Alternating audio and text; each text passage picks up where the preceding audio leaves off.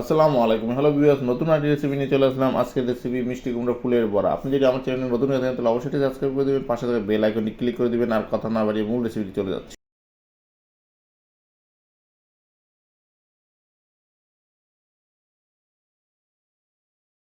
Hello viewers, 6-7টি মিষ্টি কুমড়া ফুল নিয়ে নিচ্ছি। গোড়াটা কেটে দিলাম, মাঝখানে পাটটা ফেলে দিলাম এবং সাইডে দিয়ে এগুলো পরিষ্কার করে নিচ্ছি। আমার অলরেডি সবগুলো মিষ্টি কুমড়া ফুল পরিষ্কার করা হয়ে গিয়েছে। এখন এটাকে ভালো করে ধুয়ে নিব। দেখতে পাচ্ছেন ভিউয়ার্স, খুব ভালো করে ধুয়ে নিচ্ছি। এর যদি পোকা টাকা কোনো কিছু না থাকে এই জন্য প্রচণ্ড পরিমাণ ভালো করে দিতে হবে। আমার অলরেডি ধোয়া হয়ে গিয়েছে সবগুলো মিষ্টি কুমড়া ফুল। আমি অন্য একটি পাত্র নিয়ে নিচ্ছি। তার ভিতরে 3 চামচের পরিমাণ বেসন নিয়ে নিচ্ছি। ময়দা নিয়ে নিলাম 2 চামচ। স্বাদ মতো লবণ দিয়ে দিচ্ছি। টেস্টি সল্ট দিয়ে দিলাম। লাল গুঁড়ো মরিচ দিয়ে দিলাম। হলুদের গুঁড়ো দিয়ে দিচ্ছি 1 চামচ। জিরার গুঁড়ো দিয়ে দিলাম। কর্নফ্লাওয়ার দিয়ে দিলাম 1 চামচ। ডিম একটা ভেঙে দিয়ে দিচ্ছি এবং সামান্য পরিমাণ পানি নিয়ে এটাকে ভালো করে মাখিয়ে নেব। যিনি গুঁড়ো গুঁড়ো না থাকে, দেখতেই পাচ্ছেন ভিউয়ার্স কীভাবে ভালো করে মাখিয়ে নিচ্ছি। আর একটু পরিমাণ পানি দিয়ে দিলাম।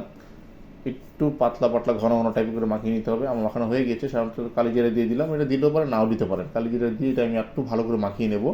আমার কিন্তু অলরেডি মশলাটা বানানো হয়ে গিয়েছে, বেসনটা তৈরি করা কমপ্লিট হয়ে গিয়েছে। অন্য একটি পাটি নিয়ে নিচ্ছি। পরিমাণ মতো সয়াবিন তেল নিয়ে নিচ্ছি। পর্যাপ্ত পরিমাণ সয়াবিন তেল নিতে হবে। তেলটা গরম হয়ে থাকুক। এই ভিতরে আমি যে মিষ্টি কুমড়া ফুলটা ছিল সেটা ভেসনে দিয়ে দিচ্ছি এবং ভেসনের যে মশলাটা বানিয়েছি সেটা মিষ্টি কুমড়ার সাথে ভালো করে মাখিয়ে নিচ্ছি। তেলটা অলরেডি গরম হয়ে গিয়েছে, আমি তেলে ছেড়ে দিলাম। অলরেডি এক সাইড ভাজা হয়ে গিয়েছে, দেখতেই পাচ্ছেন ভিউয়ার্স। যেহেতু তেলটা প্রচুর পরিমাণ গরম ছিল তাই মোটামুটি তাড়াতাড়ি হয়ে গিয়েছে। 2-1 মিনিটের ভিতরে উল্টিয়ে দিলাম। উল্টিয়ে দেওয়ার পর একটু নাড়াচাড়া দিয়ে নিচ্ছি 1 সেকেন্ডের মতন।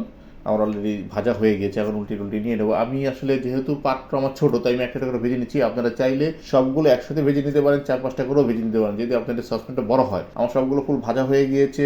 ভিউয়ার্স, আপনি যদি আমার রেসিপি ভালো লেগে থাকে বন্ধুর সাথে শেয়ার করবেন, লাইক দিবেন, কমেন্টস করবেন। সামনের সাথে নতুন কোনো একটি রেসিপি নিয়ে চলে আসবো। আজকে এখানে বিদায় নিচ্ছি। খোদা হাফেজ।